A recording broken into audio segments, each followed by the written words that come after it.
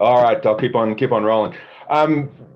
Deb, I want to thank you for your conversation. Obviously, you and I need to talk a lot more than we have done. Um, this is I'm really kind of following on some of Deb's work, especially around the contaminated site aspects of this work. In fact, Deb and I met 10 years ago, which is kind of hard to believe, but one of the first biochar conferences that was held in Boulder, and it's interesting to see that the work is continuing.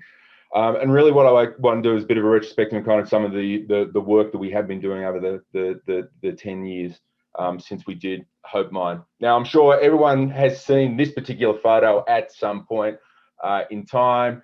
It seems to be referenced on quite a few cases.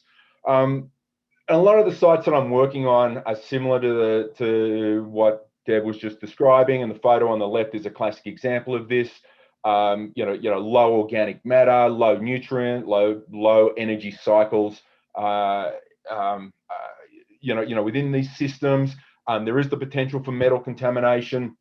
The Hope Mine was one of the first mines that I'm aware of that we actually did some reclamation work where we were trying to understand how biochar may be used in these settings. The Hope Mine was a silver mine with circum-neutral issues, so we didn't really have any metal issues, didn't really have any contaminant issues. So what we're really trying to do is getting a carbon cycle kind of moving in this particular system. And back in 2010, I mean, it's hard to believe, but there wasn't the availability of the commercial biochar that we have now. We had some issues sourcing the material. Of interesting quality. Let's just say that. And we had no indication of really rates. So what we were doing on this particular trial was a rate trial, just a simple rate trial. What rate of biochar is effective in mine reclamation setting. This is located up near Aspen, so we're talking high altitude. This one was around 9,000 feet. So short growing season. All these kind of issues that kind of Deb was talking about, and the issues we deal with in the West. Variable rainfall, short growing seasons. Propensity for drought, and the propensity for high intensity storm events as well. So these were all kind of things we were doing. We were trying to manage at that point. And really what we got out of it was in the first growing season, we got some results that indicated that 5% volume to volume, biochar, mixed with compost, seemed to get a good response. Any greater addition seemed to not only didn't seem to have any additional effect, seemed to actually have a negative effect on the material. And the next growing season, not quite as significant, but certainly indicated this kind of 5% volume to volume piece was had some value as we're moving forward in these activities. And kind of based on just our work at Hope Mine and then some other kind of work we were playing around with, we kind of came up in this concept. I mean, Deb showed a great photo there of where biochar was thrown directly into waste rock, and that we're getting growth material we're getting growing kind of organically in that situation. I began kind of shifting my thinking a little bit away from that approach and using kind of biochar as part of that. As part of the whole continuum within the soil system, certainly around mine reclamation, because we had some salvage topsoil, generally, not always. However, the quality of that was not great for the most for the most part. It's generally been sitting in piles for periods of time where mineralization can take place. The role we're moving into more these recalcitrant carbon pools, or these stable carbon pools. So generally, we're adding some form of dynamic carbon in the system, whether it's compost or biosolids or something along these areas. And then we've got our soil minerals that we're playing with. And biochar, to me, my background is, my academic background is actually mineral weathering and the roles of minerals in not just nutrient cycling but also carbon cycling within there as well. And I began to look and see that biochar played. It had characteristics of both the dynamic carbon components within, or the reactive carbon components, but it also had those the roles of soil minerals. Acting as a FOCO for the formation of carbon pools, for having roles of protecting microbial populations within there as well. So I began to think along these lines as biochar as not in of itself to be the amendment, but it played a very important role and almost played this catalytic type of role that it enhanced everything else that was going on in the system. So this was kind of the my thinking coming out of a couple of years of the Hope Mine work in there as well. So we then kind of ran this theory out in a couple of different places. Coal Basin, which was again in the White River National Forest in Colorado, high altitude, highly erosive. This is Mancos Shale, which has also got some salt and selenium issues within it as well. And we began just kind of trialing. Okay, is this kind of concept? Does this kind of concept work? And this is just one example of kind of several examples that where we're using, where we kind of rolled it out just to kind of test this theory. And at the end of the day, that theory kind of played out. So we're talking, this isn't like 2013, 2014, somewhere in there. We're just kind of refining how do we use biochar in these mine reclamation standpoints. And again, we weren't necessarily dealing with metal issues at this point. What we were really dealing with is, can we just increase this carbon cycling, get this stuff going that Deb was just mentioning earlier. So kind of the second half of the decade, we started getting into the metal, some of the metal remediations. This is the Mini Lynch mine. It's an old gold mine in the northern San Juan mountains of Colorado. This is on the Rio Grande National Forest. And this is where I'm starting to get involved with some, some metal issues. This was a draining adit that had, low pH, high iron, some aluminium issues, and a couple of other metal issues. So we were beginning to do some stream restoration work. The floodplain had been impacted in there as well.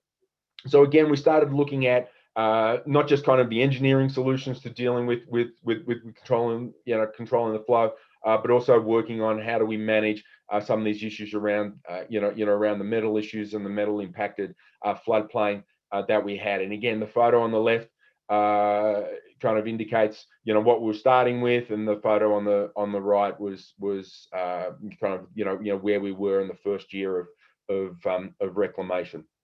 And this is 3 years after reclamation was complete, and you can see we've actually got quite a good self-sustaining system. So there's a couple of other evolutions in here that we were doing. I was looking at other kind of commercially available organic substrates in there that actually had microbial pieces. So I was starting to play around with the microbial aspects. And in this case, I used biosol mixed with biochar and a bit of liming in there as well to deal with the pH issues. The other thing that I was doing here is that we're also starting to develop. I was starting to play with kind of natural processes in there as well. Started to look at rough and loose kind of surface construction. So rather than leaving it as a golf course fairway, trying to kind of find these areas where we could collect water and continue those situations where we could increase the soil carbon dynamics working in there. This is one of the areas where we did have a lot of dead standing timber. We took advantage of that. And again, to not just to create water, but find those areas where we could accumulate organic matter, and then obviously this would break down over over time as well. So our goal was really to get these self-sustaining systems working, because again, a lot of these locations, as Deb will attest to, they're difficult to get to. They're expensive to get materials in and out. And we want to kind of look at these systems where we can get in there and create these hit it once and create these self-sustaining systems. And biochar is an important piece within that, because again, coming back to my initial kind of piece, is that it is imperative, I believe, in the carbon, in keeping those carbon dynamics self-sustaining. And those areas where I've used biochar, I feel that we get these better kind of systems are working throughout the site.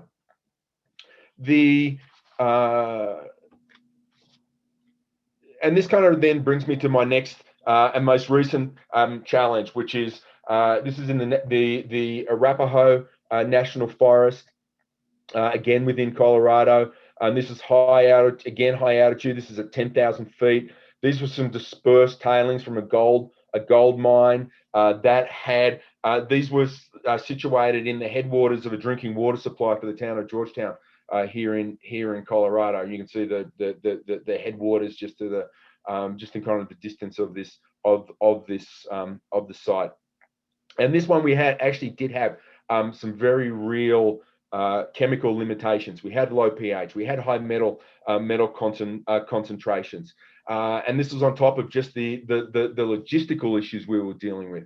High access, very challenging Forest Service roads. Not a shot on the Forest Service, it's just that these are very remote sites. And again, anytime we were moving any material, it was costing us money. And this kind of comes back to Deb's point about the economics of it. So we were very interested in how do we reduce the amount of material that we could get up here and yet have the bang for our bucks.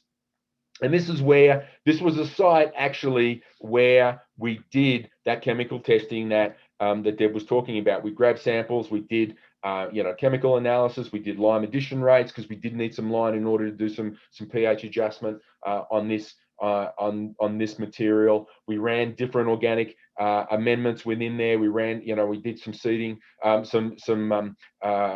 some plant growth trials in glass houses and pots to just really nail down what we were doing here. And where we were heading was this concept of phytostabilization of mine tailings, which is it's been articulated. I mean, people have been playing around with it for a while, but it's only really been articulated in the last couple of years. And the process is that when we're dealing in these chemically challenged mine wastes, we generally have a microbial population which supports geochemical reactions. We have iron, we have sulfur in these systems, and the microbial populations are really taking advantage of using iron and sulfur as an energy source, not necessarily carbon as an energy source. And what we're aiming to do is begin to shift away from these geochemical processes and moving them towards soil forming processes. And we're not trying to do it all at once. Again, the idea being we're trying to set these cycles up so that they can become self-sustaining. A lot of this work was actually been done in Australia, and the organic source that they were looking at was more compost particles. So what I was doing was taking this concept, and in the kind of the very simple kind of rate pot trials that we were doing, working on where biochar fitted into this system, again with this concept of being this kind of completing that whole soil system within this process. And so we worked out what our formulation was, in which biochar was an important part, and we got this out. And again, you see we got this kind of concept of loose natural, loose surfaces using dead timber that was available to us on site. Where again these pockets where we could form water, water accumulation. This is a photo from our first year of work, and we had a very poor snowpack, and it was a very dry year. and yet our grass establishment in year one was outstanding. We were incredibly pleased with the establishment that we got, despite the fact that it was in drought conditions. That come back to this resiliency piece, and the importance of having that right carbon mix that can allow us to sorb water and keep that carbon cycling going. And I'm positive that biochar had an important role to play in this particular site. This was a photo from this year, and again, we had a very dry drought year. No doubt the news of fires in Colorado, made it across, well, not just the country, but the world. So we had a very, very dry year, and yet, despite that, this was a self-sustaining system. And again, I believe that the biochar played an important role in helping not just the water cycle, but the carbon cycle, and keeping this, and the microbial cycle, and all of these components to move this forward. And again, this is just as kind of a simple table that just kind of explains what it is we're trying to do here, and where biochar can help us in any of our revegetation kind of success criteria. Obviously we have the plant criteria. Do we have enough cover? Do we have the right biomass? Do we have the right plants within that system? And again, alluding to what Deb was saying, to creating that succession type of process where the forest situation will eventually move in. We're not trying to plant for a succession or a climax species. We're creating that system that allows for succession to happen.